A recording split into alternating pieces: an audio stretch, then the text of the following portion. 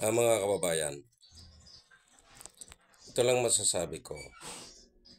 Babalikan natin yung kay yung doon sa pare, no, na binanatan ko.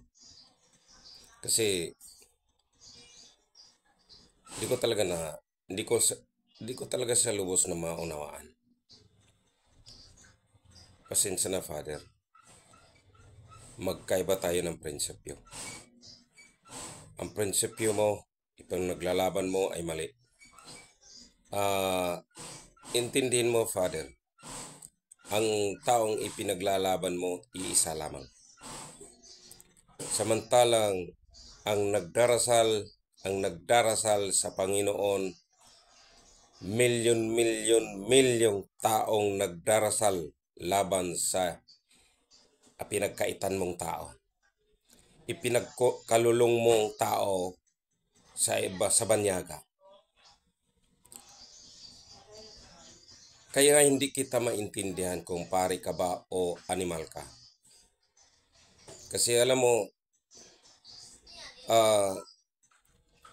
imbis na magtuturo ka ng kabutihan, na naaayon sa kautusan ng Panginoong Diyos. Pero anong ginawa mo? Anong ginawa mo? Imbis na low profile ka lang, magpagitna ka lang, both side dapat ang pakikinggan mo. Kasi pare ka eh. Pero hindi. Tina-judge mo na kaagad yung tao. Alam mo ba, Father, malaking kasalanan yung ginawa mo nang nag-judge ka ng isang tao. Pinaratangan mo na yung tao. Diyos ka ba? Feeling mo kasi, sa tingin ko kasi sa iyo, sa ginagawa mo, feeling mo, Diyos ka na eh.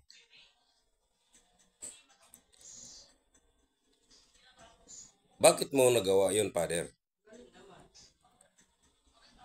Hindi mo ba na-realize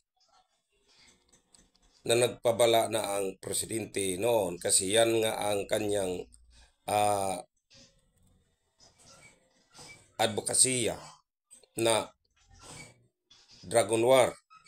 Nagpabala na siya sa mga adik na hinto na nila ang kanilang mga bisyo.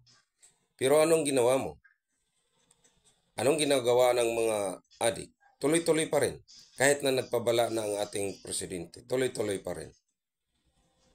Masisisi mo ba ang presidente? Father?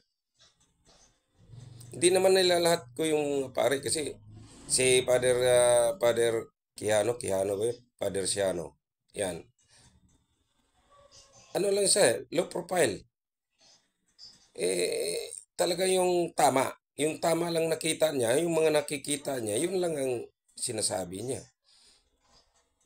Pero yung mangingialam ka, i-judge mo na yung tao, hindi tama yun. Hindi naman ako pare. Although Catholic ako, pero di ako believe sa iyo. Nagpare-parean ka lang ba? Tingin ko kasi sa iyo, hindi ka pare.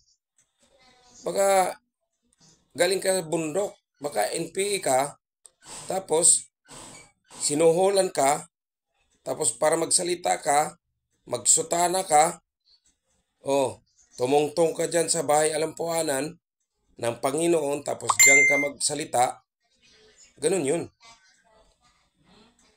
Di ba po?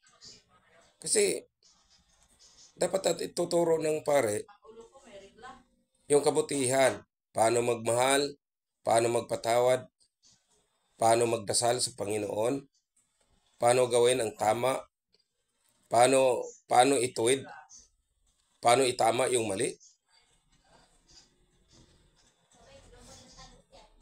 Kaya Father, sino ka mang animal ka, umalis ka na dyan sa simbahan, animal ka. Animal ka talaga. Bilib ako sa mga ibang pare, talaga sa humili nila, okay. ay talagang ando na tayo. Nagsalita sila tungkol sa political. Pero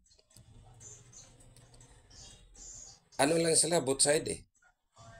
Both side, kung ano yung nakikita nila, nagpayo sila, nagbibigay sila ng payo sa mga tao na huwag silang magtanim ng sama ng loob, huwag silang magtanim ng sakit sa puso nila, magdamdam, bagkus ipagdarasal nila sa Panginoon, isoko nila sa Panginoon kung ano yung karamdaman nila o naramdaman nila o paghihinakit nila. Kasi wala naman tayong karapatan na isa kamay natin ng batas. Kasi may Diyos tayo, may Panginoon tayo, siya ang makapangyarihan sa lahat. May batas nga tayo dito sa lupa, isang ihip lang niya yan. Pitikin lang niya yan lahat tayo. Patay tayo lahat eh, tunaw tayo lahat eh. Di ba? Pero ikaw hindi, iba ka. Animal ka. Di ba? Animal ka talaga.